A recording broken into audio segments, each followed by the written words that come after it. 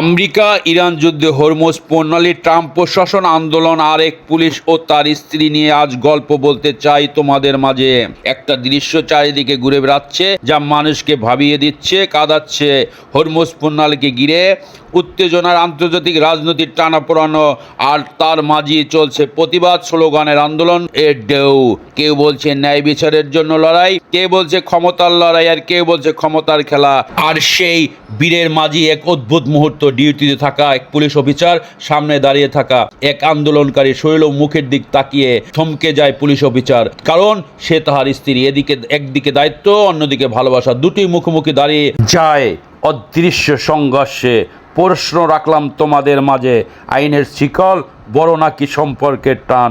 এই প্রশ্ন উত্তর হয়তো সহজ নয়, কিন্তু ঘটনা মনে করিয়ে দেয় বড় বড় যুদ্ধের চেয়েও কঠিন যুদ্ধটা অনেক সময় মানুষের নিজের ভিতর থেকেই শুরু হয়। শেষমেশ একটি কথাই থেকে যায়, ক্ষমতা বদলায়, রাজনীতি বদলায়, কিন্তু মানুষের ভিতরে যুদ্ধটা বদলায় না। কারণ হৃদয়ের লড়াই কোনো লক্ষ্য থাকে না, থাকে শুধু কষ্ট আর নীরবতা। আজকে এই পর্যন্তই বন্ধুরা, ভালো থাকবেন, সুস্থ থাকবেন, আপনাদের জন্য দোয়া করি, আমার জন্য দোয়া করবেন, পাশে থাকবেন, এই বলে বিদায়।